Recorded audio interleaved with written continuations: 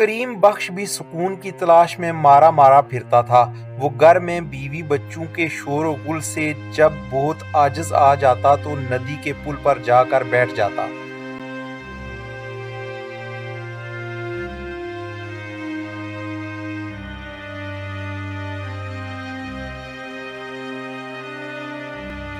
السلام علیکم ورحمۃ اللہ وبرکاتہ۔ میرے محترم و پیارے ناظرین، ریویژن پوائنٹس میں خوش آمدید۔ بہت ساری اسلامی و معلوماتی ویڈیوز دیکھنے کے لیے میرا چینل ریویژن پوائنٹ سبسکرائب کر لیں، اور اگر ویڈیوز اچھی لگیں تو لائک، کمنٹس اور اپنے دوستوں کے ساتھ شیئر کرنا مت بھولیں۔ شکریہ۔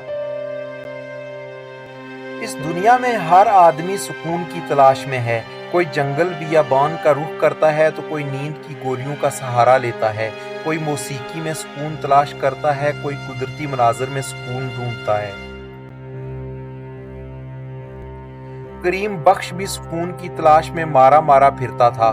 وہ گھر میں بیوی بچوں کے شور و غل سے جب بہت عاجز آ جاتا تو پل پر جا کر بیٹھ جاتا اور گھنٹوں لہروں کو تکتا رہتا۔ ایک دن انہوں نے پیش امام تبارک علی سے اپنی تکلیف بیان کی اور مشورہ مانگا۔ تبارک علی نے کہا، میاں سنا ہے پڑوس کے گاؤں کیسر گنج میں ایک تجربے کار حکیم ہیں جو حکیم پرسکون کے نام سے مشہور ہیں، ان سے مشورہ کر لو۔ اگلے دن کریم بخش اپنے گدھے پر سوار ہو کر حکیم صاحب کے مطب پہنچے۔ حکیم صاحب گاؤں تکیے سے ٹیک لگائے سکون سے خراٹے لے رہے تھے۔ کریم بخش کے کھانسنے کی آواز سے چونک کر آنکھیں کھولی اور اسی انداز میں لیٹے لیٹے اس کی نبض دیکھ کر بولے، سکون چاہتے ہو؟ جی سرکار۔ کریم بخش نے کہا، کتنا؟ جی بہت سا، یعنی مکمل۔ تو پھر 4 لوگوں کو لے کر آؤ۔ وہ کیوں جناب؟ بھائی مکمل سکون تو نہر کے پل کے پار والے قبرستان میں ہی مل سکتا ہے۔ جی نہیں، اتنا نہیں، بس گھر میں بیوی بچوں کے غل غپاڑے سے پریشان ہوں، 1 منٹ سکون سے نہیں گزرتا۔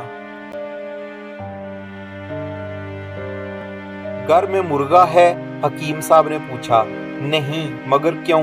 کریم بخش نے اس بے تکے سوال کو سن کر کہا، آج ہی لے لو اور بس اب بھاگ جاؤ۔ اتنا کہہ کر حکیم صاحب پھر خراٹے لینے لگے۔ کریم بخش نے واپسی پر منڈی سے ایک مرغا خرید لیا۔ بچے تو مرغا دیکھ کر خوش ہوئے اور اس کے ساتھ کھیلنے میں اور زیادہ شور کرنے لگے۔ 2 دن میں مرغے نے وقت بے وقت اذان دے کر کریم بخش کو عاجز کر دیا۔ پھر وہ حکیم صاحب کے پاس پہنچا اور ساری رواداد سنائی۔ حکیم صاحب نے اونگتے ہوئے پوچھا، گھر میں کتا ہے؟ نہیں۔ کیوں؟ کریم بخش نے حیرت سے پوچھا۔ جاؤ آج ہی بندوبست کرو کتے کا۔ آگے بڑھتے ہوئے آپ سے ایک بار پھر گزارش ہے کہ اگر ابھی تک آپ نے میرا چینل ریویژن پوائنٹ سبسکرائب نہیں کیا تو برائے مہربانی اسے ابھی سبسکرائب کر لیں اور ساتھ میں لگے گھنٹی کے نشان کو دبا دیں تاکہ میری آنے والی ساری ویڈیوز کی نوٹیفیکیشن آپ کو ملتی رہے۔ شکریہ۔ اتنا کہہ کر حکیم صاحب سکون سے چادر اوڑھ کر لیٹ گئے۔ غریب کریم بخش نے سلیمان پہلوان سے ایک کتا خریدا اور گھر چل دیا۔ بچے کتا دیکھ کر اور خوش ہوئے۔ اب کتا اور مرغا دونوں مل کر شور مچاتے، گھر میں طوفان برپا رہتا۔ کریم بخش کا رہا سہا سکون بھی غارت ہو گیا۔ بے چارہ پھر حکیم صاحب کے پاس حاضر ہوا اور رو رو کر اپنی بپتا سنائی۔ حکیم صاحب انگڑائی لے کر بولے، گھر میں گدھا ہے؟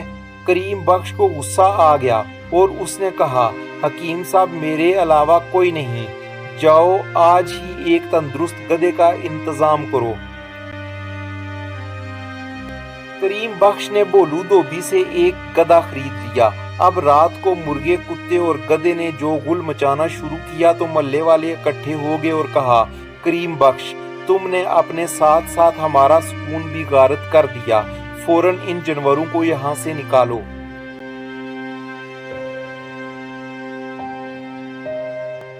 کریم بخش پھر حکیم صاحب کے پاس پہنچے اور رواداد سنائی۔ गधा वापस कर दो। हकीम साहब ने हुक्म दिया और करवट लेकर खराटे लेने लगे।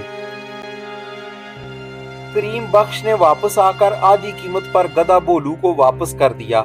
गधे के जाने से अगले दिन इसको काफी अच्छी नींद आई और सुकून मुयस्सर आया।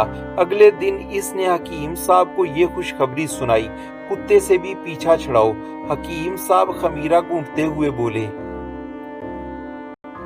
नहीं हकीम साहब, कुत्ते बच्चे से मानूस हो गए हैं। मुझे भी खेत पर इसकी मौजूदगी से आराम है। कह जो दिया, कुत्ते से पीछा छुड़ा लो। हकीम साहब जोर देकर बोले। कुत्ते के जाने के बाद तो करीम बख्श को सुनाटा सा महसूस होने लगा। सुकून कुछ ज्यादा हो गया। इसने सूरत हाल हकीम साहब को जाकर सुनाई। मुर्गे को भी हलाल कर डालो, हकीम साहब ने मशवरा दिया। अब तो करीम बख्श से बर्दाश्त नहीं हुआ। वो चीखा, हकीम साहब ये नहीं हो सकता। मुर्गे से घर में सब मोहब्बत करते हैं। जिस दिन वो अजान नहीं देता लगता है दिन ही नहीं निकला। अभी तुम्हारा इलाज मुकम्मल नहीं हुआ। जैसा हम कहते हैं वैसा करो। मुर्गे का जाना जरूरी है, हकीम साहब ने सख्ती से कहा। मरता क्या न करता। बेचारे करीम बख्श ने मुर्गे से भी पीछा छुड़ा लिया। अब इसको ऐसा महसूस हुआ जैसे घर में कोई है ही नहीं। घर की खामोशी से इसको वहशत होने लगी।